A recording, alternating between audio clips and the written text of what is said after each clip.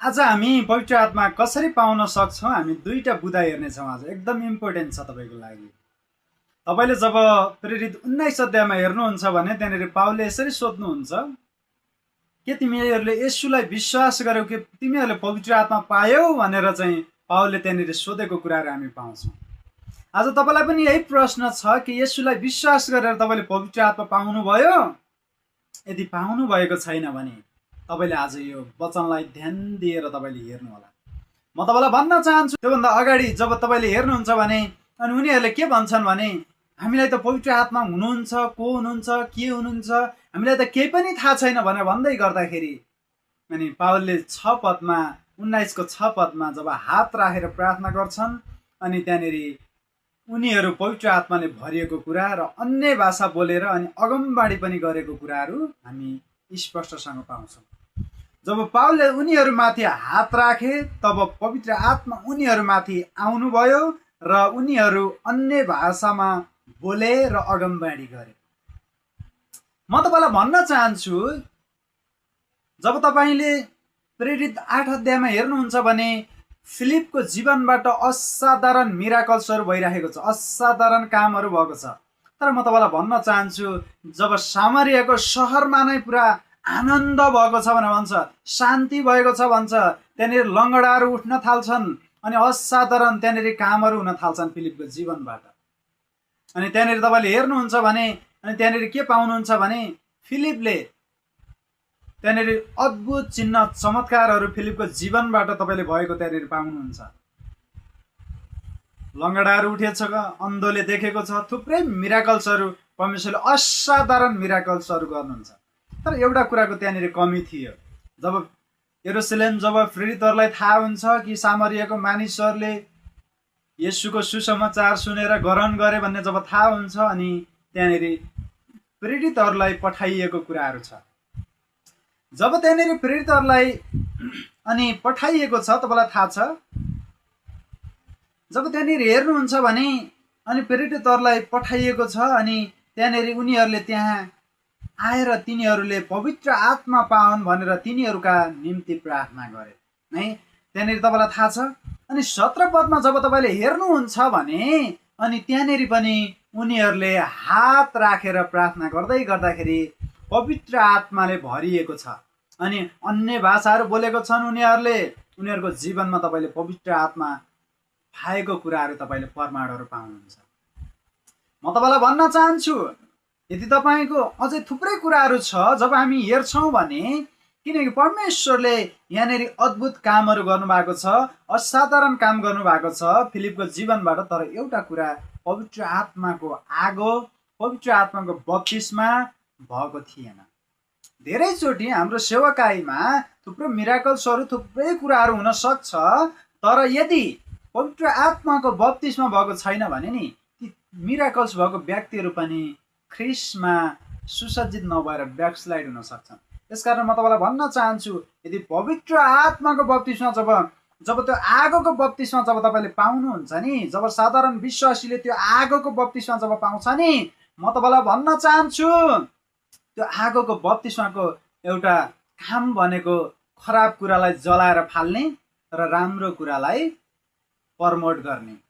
म तपाईँलाई भन्न चाहन्छु, यदि डढेल्लो यदि पवित्र आत्माको आगोले यदि तपाईँको जीवनमा खराब कुराहरू डढाएन भने नि तपाईँ कहिले पनि आत्मामा बढ्न सक्नु हुँदैन। तपाईँ अगाडि शक्तिशाली रूपमा परमेश्वरको काममा अगाडि तपाईँ बढ्न सक्नु हुँदैन।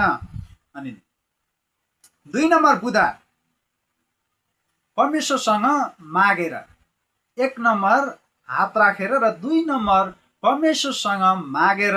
अनि परमेश्वरले जब परमेश्वरसँग माग्नुहुन्छ अनि परमेश्वरले दिनुहुन्छ।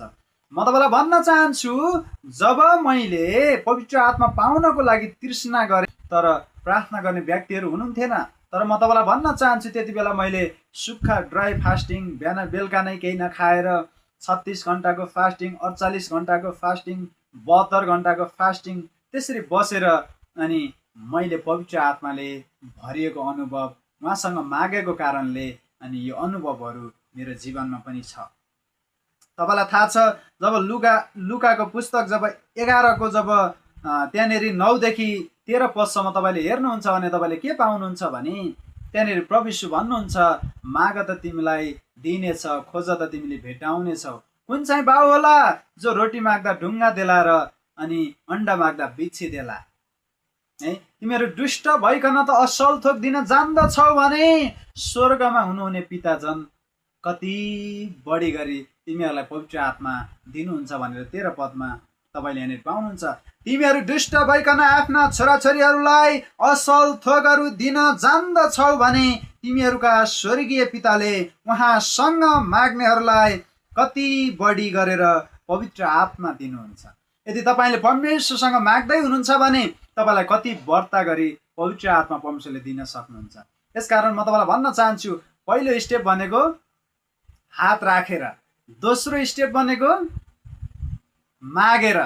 जब तपाईँ तिर्सना गर्नुहुन्छ, परमेश्वरसँग माग्नुहुन्छ, फास्टिङ सहित हो विश्वास योग्य रूपमा तपाईँ अगाडि बढेर जब परमेश्वरसँग प्रभु मलाई चाहियो पवित्र आत्मा, म अन्य भाषा बोल्न चाहन्छु भनेर जब तपाईँ तृष्णा गर्नुहुन्छ, अनि हेर्नुहुन्छ भने पश्चाताप गरी बप्तिस्मा लिएपछि पनि पवित्र आत्मा कतिजनाले त्यति बेला पनि पाएको हुन्छ है, तर सबैले चाहिँ होइन। यो कुरा हामीले बुझ्न आवश्यक छ।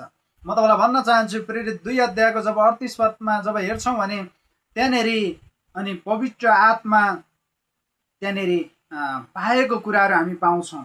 जब यहाँनिर हेर्छौँ भने यहाँनिर अन्य जातिहरूमाथि बोल्दा बोल्दै पनि पवित्र आत्मा भरिनु भएको कुराहरू छ।